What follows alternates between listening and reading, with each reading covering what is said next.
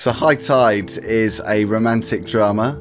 The film premiered at South by Southwest last year. The director and screenwriter is Marco Calvani, and it stars Marco Pigossi, James Bland, and Marisa Tomei. Oscar winner Marisa Tomei.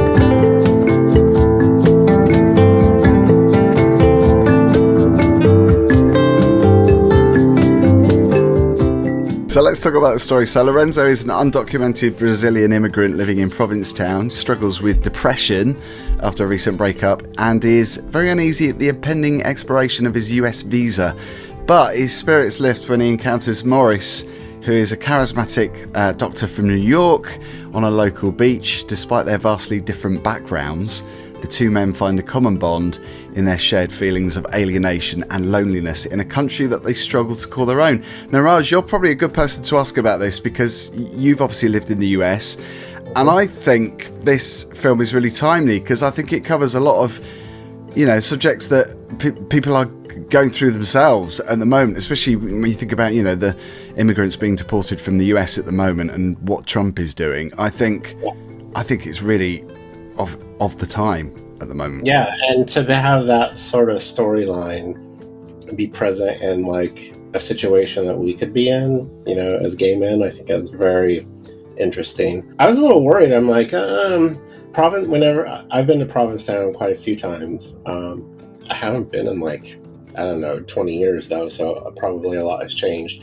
But there is a certain feeling like when you go to Provincetown. I was kind of worried, is this film going to capture what that feeling is like when you go there? I mean, a lot of people just go there, party, rent a house, and be debaucherous, but, it has a different feeling even to Fire Island. It's very beachy, and yeah, I think the film captured that quite well because they even filmed it, I think, a little bit off-season, so when the town isn't so buzzing. For me, it was a kind of a trip down memory lane. I've been to a lot of those bars and stuff that they featured in the movie. And it's kind of like that. You just go and hang out at the beach and hang out with your friends, and it's kind of a serene debauchery.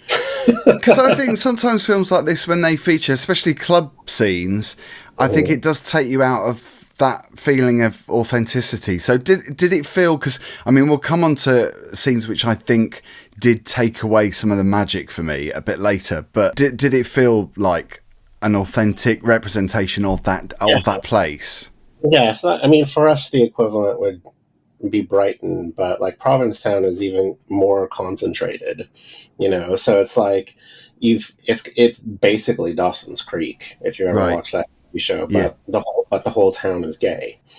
Everything is gay-owned businesses, gay-owned B&Bs, and even Marisa Tomei's character, I didn't really understand, is she a lesbian? What happened? That sort, storyline kind of unfolds halfway through the movie. So, yeah, in terms of being authentic, yeah, definitely it captured the spirit of Provincetown and what that's like. And, like you said earlier, very timely of the situation we're in about illegal immigrants worrying about their visas expiring. And when you think of that, it's not often gorgeous gay man from Brazil is worried about that. No.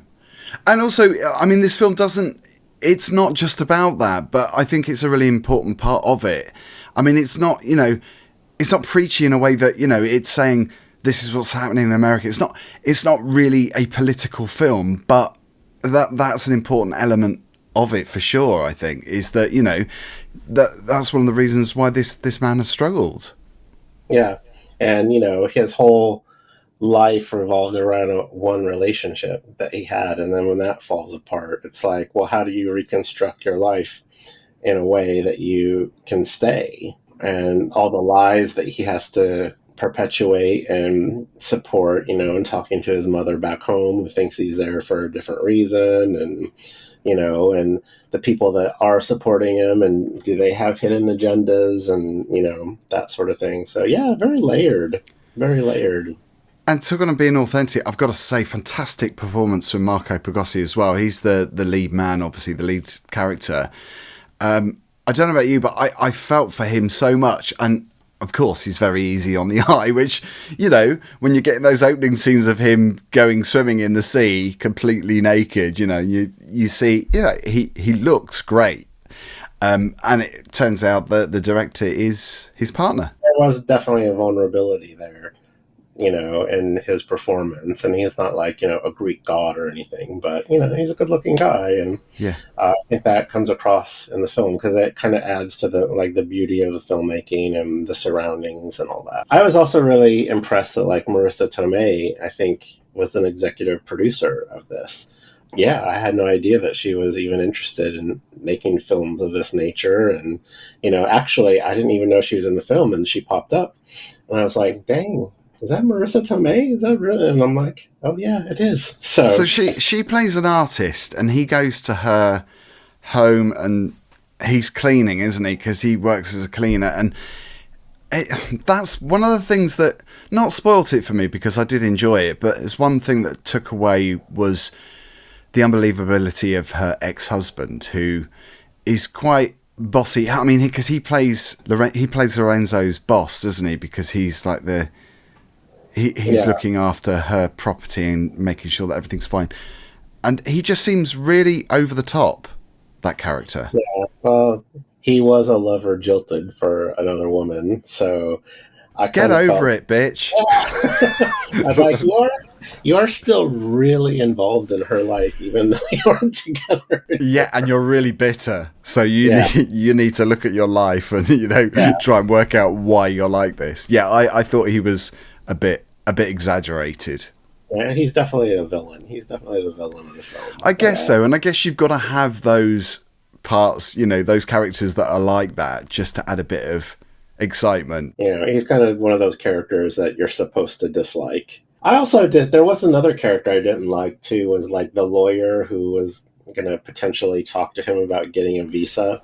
Oh yeah. I was just like, oh God. Like, for me, it was just a culmination of sort of, you know, gay white privilege and looking down upon people who were, you know, in need of solidifying their immigration status or just setting up their life. I mean, I'm a dual, you know, American British citizen, and even though the stakes aren't as high, you know, for me to be deported as someone who's lived in a different country for 20 years, there was always that feeling of like, no, I don't want to go back. I want to stay here because I like it here. And, you know, you just find that groove and that point in your life that fits. I really felt for Lourenço's character because he could tell that's the life he wanted, but you know, circumstances were just not working out for him. More heartbreaking to have to return to Brazil and keep living that life that he doesn't want to live. Another moment that I struggled with was where the film has in the third act, when you get that familiar threat or conflict like you do with a lot of films where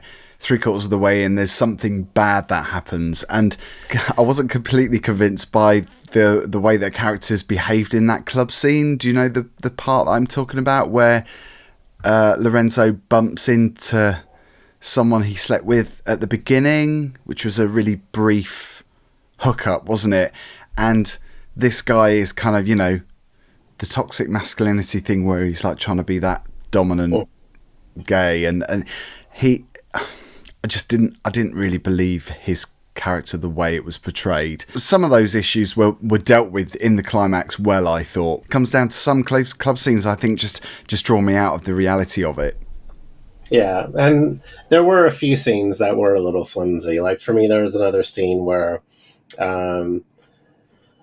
his friend goes back to his apartment to grab his wallet, you know, and then the landlord is kind of like, who's breaking into my flat? Oh, you know, a black guy's just coming into my, you know, house and Lourenço's room, and he kind of freaks out and everything. And like, it played out fine, but it was just a bit flimsy, you know. See, I kind of thought that was interesting because that was almost like a reflection of what some people experience with, you know, I suppose middle class white people around them, where they are, you know, accused of doing things unnecessarily, you know, and I think they go through that, don't they? I mean, very brief minor gripes. I did think it was good, and I think a lot of that is largely due to Marco, because I just thought he was so good in this and really believable as a character.